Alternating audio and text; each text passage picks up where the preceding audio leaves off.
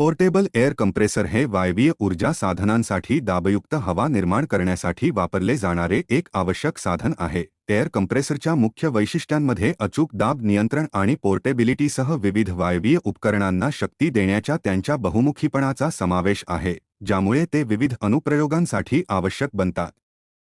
Portable air कंप्रेसरचे मुख्य भाग ओळखून सुरुवात करूया।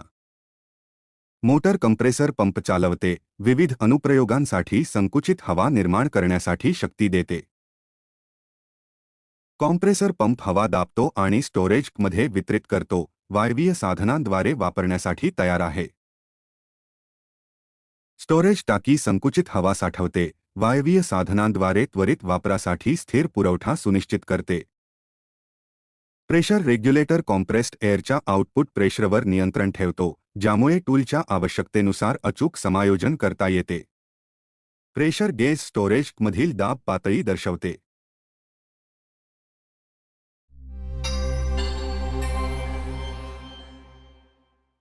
वापरण्यापूर्वी नेहमी सुरक्षा हातमोजे, गॉगल, नाक मास्क आणि श्रवण संरक्षण घाला।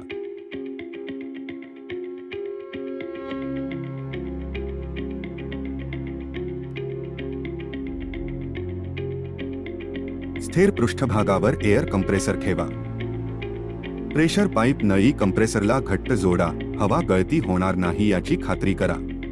प्रेशर पाईप नळीच्या दुसऱ्या टोकाला वापरण्यासाठी इच्छित साधन कनेक्ट करा। कंप्रेसरला ऊर्जा स्त्रोताशी जोडा। कंप्रेसर चालू करा आणि दाब वाढू द्या। रेग्युलेटरला इच्छित दाब सेटिंगमध्ये समायोजित करा।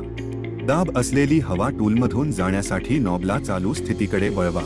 एकदा टूलचा वापर पूर्ण झाला, कंप्रेसर बंद करा आणि ते सुरक्षितपणे साठवा।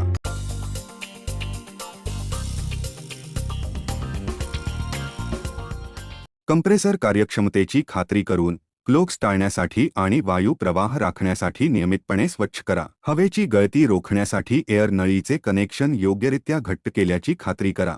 गळती टाळण्यासाठी आणि सततदाब सुनिश्चित करण्यासाठी जीर्ण किंवा खराब झालेले घटक तपासा आणि बदला। नियमितपणे कंप्रेसरचे भाग तपासा आणि वंगण घालणे योग्य कार्य सुनिश्चित करण्यासाठी आणि जास्त गरम होण्यापासून प्रतिबंधित करा।